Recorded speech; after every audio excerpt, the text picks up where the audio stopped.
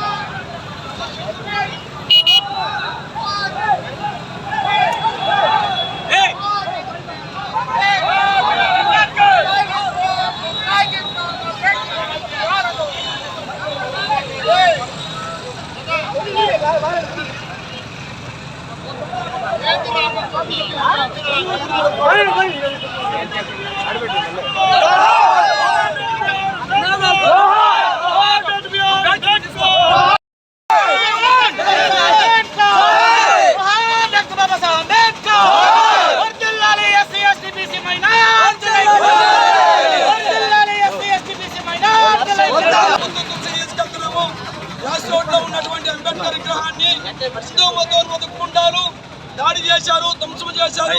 ఈ గూండాల్ని 24 గంటల టైం అవుతున్నా కూడా ప్రభుత్వం ఇంకెప్పుడు కూడా పట్టుకోలేదు. ఇది దుర్మార్గమైనటువంటి చర్య. ఒక అంబేద్కర్ భారతరత్న డాక్టర్ అంబేద్కర్ విగ్రహానికి రక్షణ లేని ఈ దేశంలో దళితులకి ఏం రక్షణ ఉంటుంది? 24 గంటలు అంబేద్కర్ విగ్రహాన్ని ధ్వంసం చేసిన వాళ్ళని అరెస్ట్ చేయాలా? ప్రభుత్వం వెంటనే అదే స్థలంలో అంబేద్కర్ విగ్రహానికి నిర్మాణం చేసి అంబేద్కర్ విగ్రహాన్ని నిర్మించి ఆయనకి రక్షణ కల్పించాలని మా మూర్తి మైండ్లు అది ప్రభుత్వం వెంటనే నిర్మించాం. We want justice! We want justice! We want justice! We want justice! We want justice! We want justice! నిందితులు ఎవరైతే ఈ విధంగా చేసి ఉన్నారో నిందితులను సాధ్యమైనంత వరకు తొందరగా పట్టుకొని వాళ్ళకి కఠినమైన శిక్ష పడే విధంగా ప్రయత్నిస్తామని మా పోలీస్ తరఫు నుంచి వెంకటగిరి పోలీస్ తరఫు నుంచి నేను తెలియజేస్తాను.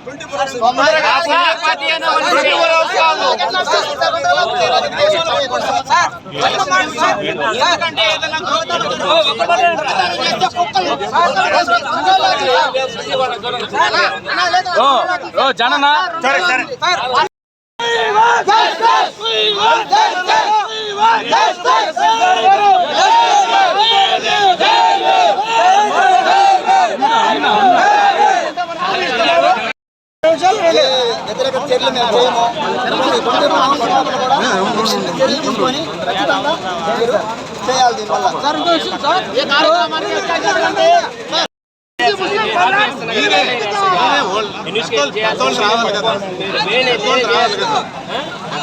మేమే చేయాల్సింది. వాళ్ళు ఎలక్షన్ సంబంధించి దాంట్లో ఉన్నారు, నేనే కదా చేయాల్సింది, వేరే వాళ్ళు కాదు. రాలేదు వెంకటగిరి మేమే చేయాల్సింది. తెలిసిందే పట్టుకుంటాం. ఒకటి సార్, రాజ్యాంగ నిర్మాణకు సంబంధించిన విషయం. నిన్న మే 13న యావత్ భారతదేశంలో ఎన్నికలు ప్రజల ద్వారా ప్రభుత్వాన్ని ఎన్నుకున్నటువంటి ఎన్నికలు జరుగుతూ ఉంటాయి. అది ఒక మనిషికి ఒక ఓటుకు ఒక విలువని బాబాసాహెబ్ అంబేద్కర్ ప్రతి మనిషికి రాజ్యాంగం ద్వారా ఓటు హక్కు కల్పించారు. అది ప్రాథమిక హక్కు ప్రజలు. అది వినియోగించుకునేటువంటి రోజున అలాంటి రాజ్యాంగ నిర్మాతని తలకాయ నరికేయడం అంటే ఎంత దుర్మార్గమైనటువంటి. మేము బాధపడడం కాదు, మాకంటే ముందు చట్టాలను అమలు చేసేవాళ్ళు మీరు బాధపడాలి. భారతదేశం అంతా సిగ్గుపడాల్సినటువంటి సమయమైంది. ఇలాంటి పరిస్థితుల్లో మా మనోభావాలు, మా హృదయాలు, మా ఆత్మలు ఎంత దెబ్బతిని ఉంటాయో ఒకసారి ఆలోచించండి. ఎంత దెబ్బతింటాయో ఆలోచించండి. నిర్దాక్షిణంగా మేము ఎంత బాధపడి మేము ముందరిని ఆ స్థలం కోసం మేము పోరాడుతున్నాం. కొన్ని శక్తులతో పోరాడి దాన్ని విగ్రహాన్ని పెట్టాం. ఆ విగ్రహం పెట్టినప్పుడు కూడా మా మీద కేసు పెట్టారు శ్రీనివాసరెడ్డి సీఏ గారు.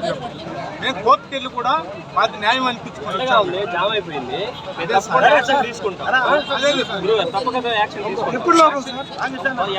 తొందరగానే అరెస్ట్ చేయండి.